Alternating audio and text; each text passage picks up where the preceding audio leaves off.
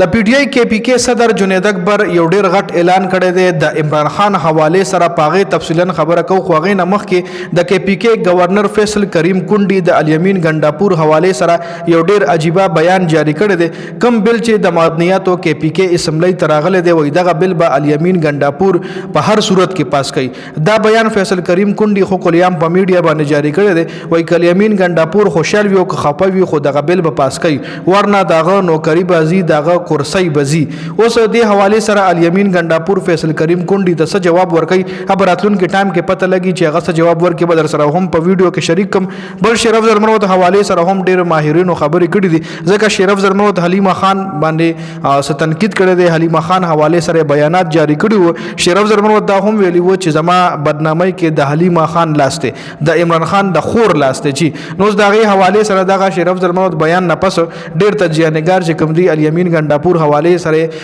الیمین ګنداپور نه سوري شرف زرمنوت حواله سره سه بیانات جاری کړی دي چې پاغي باندې خبره کو خو غې نه مخ کې د پی ټی آی چې کم کې پی کې صدر د جنید اکبر هغه پرون یو غټ کنونشن نو ورکنز کنونشن نه خطاب کړی دی چې په دغه خطاب کې جنید اکبر ویلي دي چې کله خان کال ورکړي نو بیا موږ چا سره میټینګ نه کوو یو سرکاري سړي سره هم نه ملاويګو او د عمران خان حکم بمنو چې څوک څه کول شي بیا دی وکړي فیصله به اوس په سړکونو باندې کیږي او ټول عوام به صرف د عمران خان په وجه باندې روزي یو ام ان ای یو ام پی ای ته هم نه ګوري که تاسو صرف روزي نو د عمران خان لپاره بروزي که تاسو په علاقې کې تاسو ام ان ای نه خپای ام پی ای نه خپای خو داغه خیال به نه کوي او تاسو به د عمران خان لپاره روزي او که چېرې تاسو د ام ان ای نه خوشاله هم یې نو تاسو به داغه لپاره نه روزي تاسو به د خان لپاره روزي فیصل جنید اکبر د پی ټی آی کې پی کې صدر چې کوم دی هغه دا بیان ورکر کنونشن نه خطاب دوران دا خبرې کړې وي اوس پراشو شرف زرمنوت باندې به خبرې کو شرف زرمنوت سره ډیر تجزیه‌نګار چې کوم دی مختلف قسم سټیټمنټ جاری کوي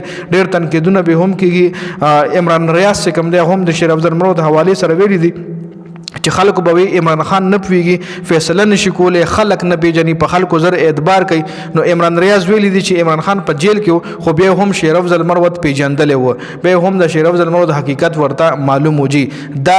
عمران ریاض څخه کوم تاسو به دا هم کتلی چې شرف زرمنوت عمران ریاض باندې تنقید کوي په شهباز ګل باندې تنقید کوي او هغه طرف نه شهباز ګل او عمران ریاض چې کوم دی هغه د شرف زرمنوت حواله سره خبرې کوي د شرف زرمنوت دغه خلاف خبرې کوي او هغه د خلاف خبرې کوي خبر یو تجزیه‌نګار دغه د شرف زرمنوت حواله سره ویلي دي چې شرف زرمنوت چې کم خمیر وای لکه مطلب دی چې د کمی خور نه روچت کړل شو هغه خور ته واپس لاړو مطلب چې چارو چت کړو ای واپس هغه مقام ته رسول کوم زینه بل یو تجزیه‌نګار ویلي دي چې دوه کاله مخکې شرف زرمنوت چا هم نه پیژندو خو د عمران خان وکالت د یو ډیر غټ پہچان ورکو خیر ډیر تجزیه‌نګار د خلاف هم بیانات جاری کړي د شرف زرمنوت په فیور کې هم بیانات جاری کړي خو تاسو د شرف زرمنوت حواله سره لري آیا تاسو شرف زرمنوت سپورټ کوئ کنه کچره عمران خان شرف زرمنوت د خپل پټای نه بهر کی یا تعلق ورسره ختم شنو بیا به تاسو شرف زرمنوت سپورټ کوئ کنه په لکه مدرای موږ سره په کمنټ کې ضرور شریک کړئ